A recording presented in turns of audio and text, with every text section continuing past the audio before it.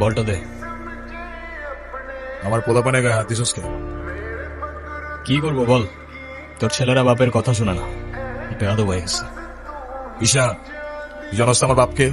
নে সালা, তুই যদি না জানিস তোর বাপ কি, আমি কি করে জানবো?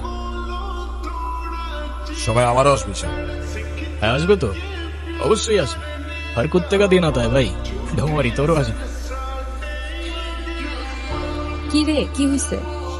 আমার মনে হচ্ছে তুই ঈশান ভাইয়ের সাথে দেখা করতে চাচ্ছিস। আমি ভার্সিটিতে পড়াশোনা করতে যাচ্ছি, এইসব করতে না। আমার কি মনে হয় জানিস, কি মনে হয় বল?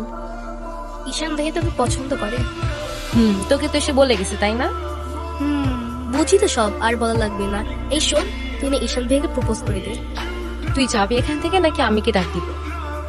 যাচ্ছি, সব সমস্যা এরকম করে। আচ্ছা, ওরে যে প্রপোজ করবো যদি না করে দেয়? আরে তুষার ভাই, আপনি হলেন চেয়ারম্যান স্যারের ছেলে। এই ভার্সিটিতে এমন কোন মেয়ে আছে আপনারে মানা করবো? ভাই বলে দেন তো, পরেরটা পরে দেখা দেব। ক্যাম্পাসের সবচাইতে সুন্দরী নারীর জন্য এই সুন্দর আই লাভ ইউ।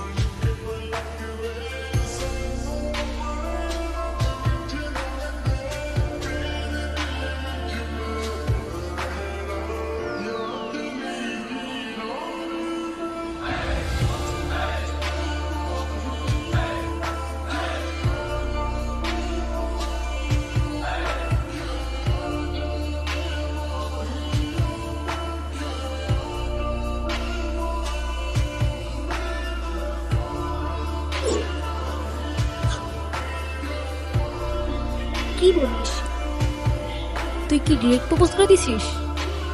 সবকিছু কি ডিরেক্ট বলতে হয়? কিছুটা তো বুঝে নিতে হয়। আপনি নিজেকে যেমন দেখান, আপনি আসলে এরকম না। নিজেকে যেমন দেখাই, কেমন দেখাই আমি? এই যে সব সময় রূপ থাকে, মনে হয় নিজেকে নিজের থেকে লুকিয়ে রাখছে।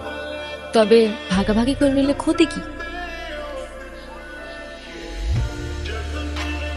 এই না বন্ধু, একটু মিষ্টি মুখ করে নাও।